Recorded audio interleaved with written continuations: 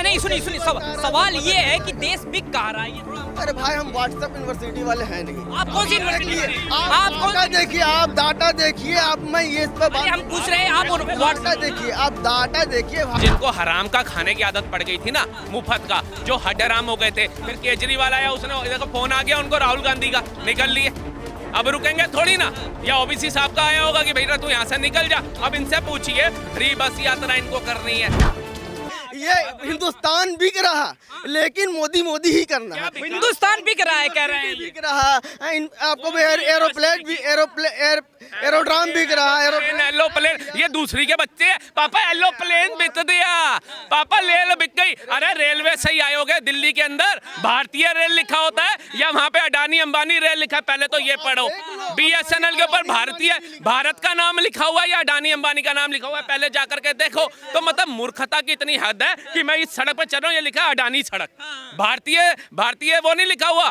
सड़क जो होता है अपना रोड है, भारतीय रोड नहीं है, लेकिन इनके लिए किसकी है? PWD नहीं लिखा हुआ वहाँ पे, इन्होंने बनाई है। दिल्ली मेट्रो नहीं कह रहे, अडानी मेट्रो कह रहे हैं। 3 व्हीलर CNG का जो है वो दिल्ली में नहीं चल रहा है, वो अडानी के नाम का चल रहा है। अरे भैया तुम चावल खा रहे हो, वो भी अडानी का है।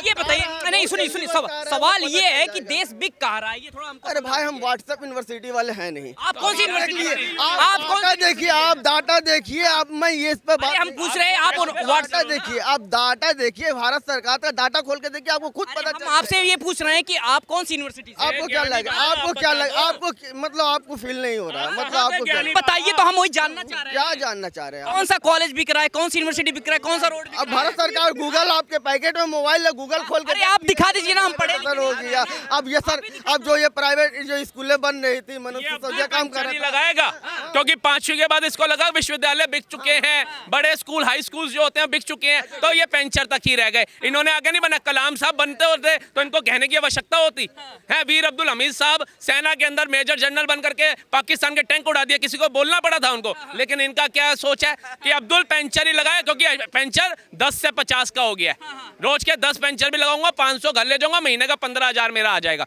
तो उससे आगे बढ़ो भैया जी। लेकिन ये हमारी सोच से जो अच्छे मुसलमान है वो भी भटक जाते हैं। ये क्यों लगता है कि जब से मोदी जी आगे देश बिक गया, ये ऐसा क्यों नैरेटिव सेट हो रहा है? अरे भैया जी मैं आपको बताता हूँ, जिनको हराम का खाने की आदत पड़ गई थी ना, मुफ्त का, जो हड्डराम हो गए थे, फिर केजरीवाल आया, उसने देखो फोन आ गया उनको राहुल गांधी का, निकल लिए। अब रुकेंगे थोड़ी ना। या ओबीसी साहब का आया होगा कि भैया तू यहाँ से निकल जा। अब इनसे पूछिए, फ्री बस यात्रा इनको करनी है, फ्री रोटी इन्होंने खानी है, फ्री पानी इन्होंने लेना है, फ्री बिजली इन्होंने लेनी है। तो बेटा पैदा होता ही कह देते हैं केजरीवाल जी मेरे यहाँ लड़का पैदा हो रहा है, डायपर भी उसका फ्री दे देना मेरे को। तो भैया मूर्खता की हद है। 2 हाथ दिए हैं भगवान ने, मेहनत करो। मैंने ऐसे अपाहिज लोग देखे जिनका किसी का हाथ नहीं है, पैर नहीं है, वो पान बीड़ी भी रेडी के ऊपर बेच रहे हैं, वो पानी का गिलास भी बेच रहे हैं लगा करके, वो दुकानें भी चला रहे हैं। उनसे कुछ सीख लो। लेकिन ये हट्टे कट्टे होकर के इनको मुफ्त का खाना है।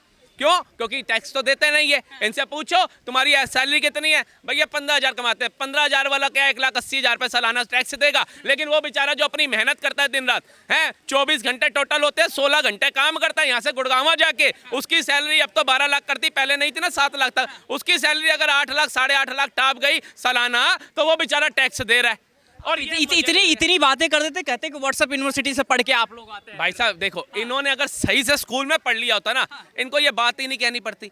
अरे तुम्हारे वो मतलब विपक्ष के मतलब अनपढ़ लोग कहते हैं कि भैया रेल बिक गया, सब कुछ बिक गया। अरे रेल में बैठ के तो देखो, भारतीय रेल लिखा है। अरे भैया मैंने कोई चीज खरीद ली, ये जैकेट मैंने खरीद ली, इसका मालिक मैं हूं क्योंकि मैंने आपको पैसा दिया, ले लिया। अब इसके ऊपर मैं राहुल मेहता लिखवा सकता हूँ, किसी का बाप नहीं रो सकता। लेकिन अगर ये इसके ऊपर क्या जिस कंपनी या जिस दुकानदार का है उसका टैग लगाओ, मैं स्टिकर कैसे हटा दूंगा बिना खरीदे? आपके अंदर दिक्कत है, आपको लगता है बिक गया, तो अडानी को कहो भैया ये भारतीय नाम क्यों रख रखा है, भारतीय रेल क्यों कह रहे हो, ये पूरे भारत का क्यों कह रहे हो रेल है? ये तो अडानी का नाम लिखो या अडानी के लड़के का लिखो।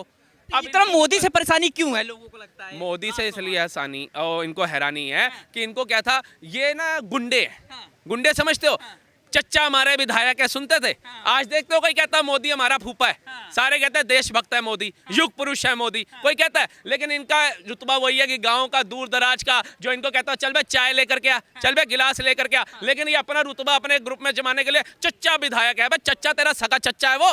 तो इनकी मूर्खता वहां तक है जो इनके गाँव में दबदबा तक। आप एक बात बताइए, बंटवारा 1947 में हुआ था। अब ये भाई चला गया, इसको मैं बताता।